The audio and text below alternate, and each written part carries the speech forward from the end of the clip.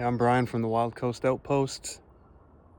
Didn't know anything about construction, but my dream was to always live on some rural property, and I watched a lot of YouTube and I figured things out, and I had the opportunity to finally buy some property with a little old cabin on it. I came out here and basically spent an entire summer gutting it, rebuilding it, put a new roof on it, new siding, new interior, new bathroom.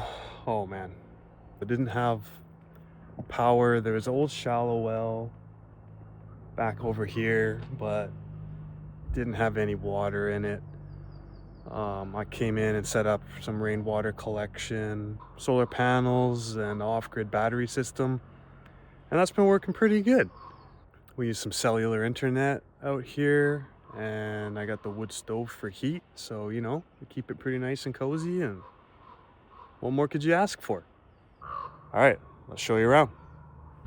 Here's our sweet little dual fuel propane setup. Oh, the tabs are red. I gotta get some more propane here, but basically when one's empty, the other one, it fails over to the next tank, so I don't ever run out. I just go fill one at a time and keep swapping it back and forth. Works good. This runs the gas cooking stove and our hot water on demand unit plus our propane dryer. So we're getting pretty set up here.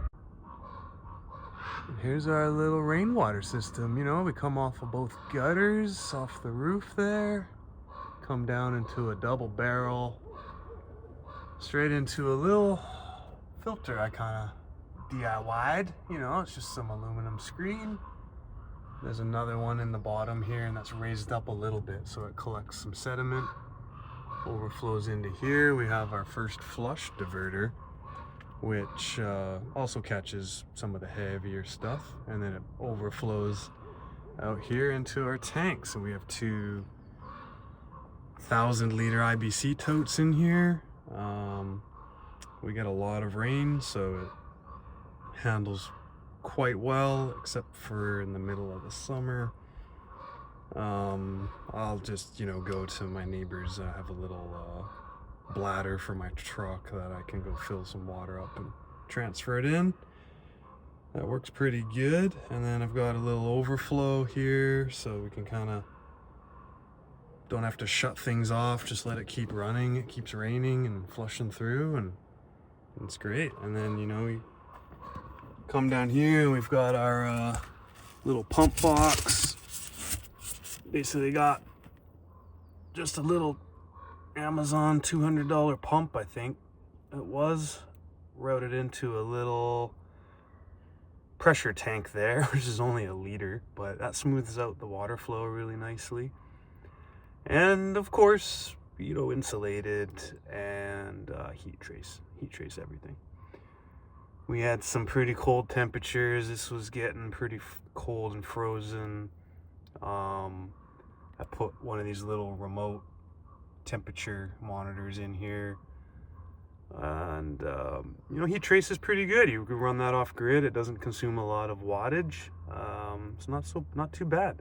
We have 3 of these wires. I have one going into there as well, which is our main outlet from the tanks, and then the pump box stays toasty warm, and then I have one going up into our water main.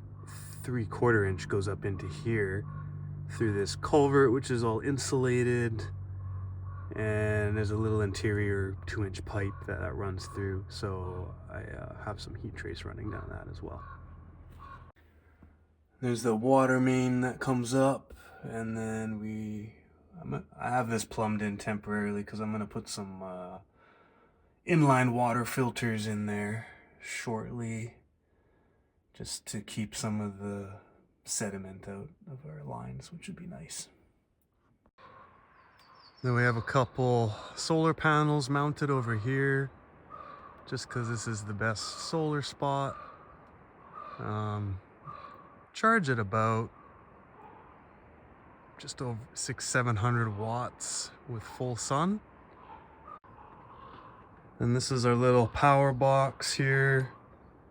Originally I had the batteries out here, so that's why it's so big. But those weren't charging very well in the cold, so I moved them inside. So now this just holds our inverter, which brings our solar panels in for charging.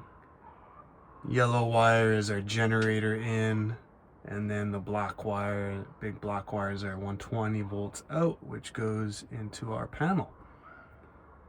And honestly, this works really good. It's a nice 48 volt system and haven't had any problems with it.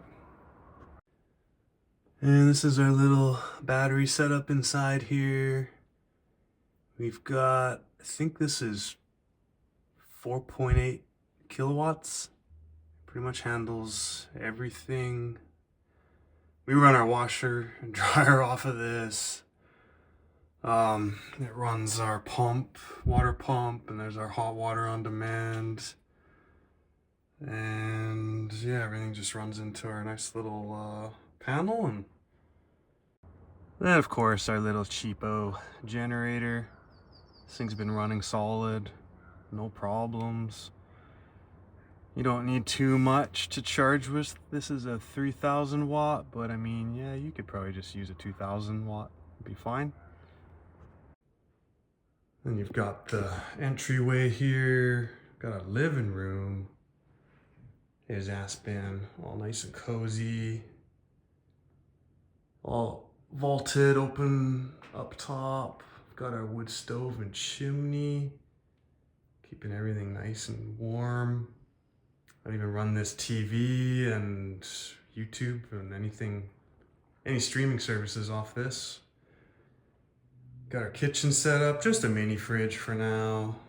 Hood fan, range, coffee maker, soda stream. What else do you need? Got this gas range, converted it from natural gas to propane.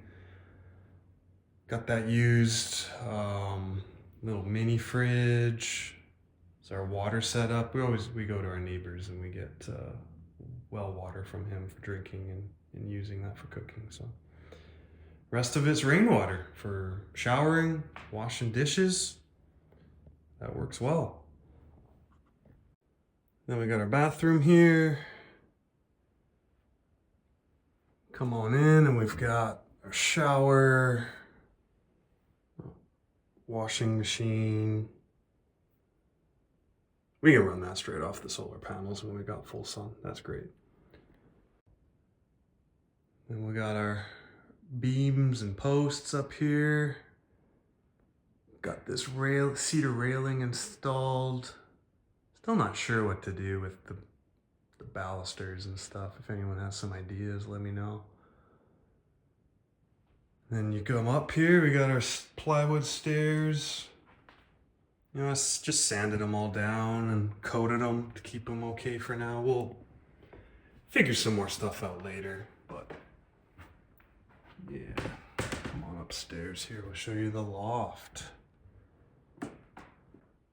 And we're up into the loft, you know, simple. Got our bed, our desk, dresser. You can stand up in it. It's not all super tight.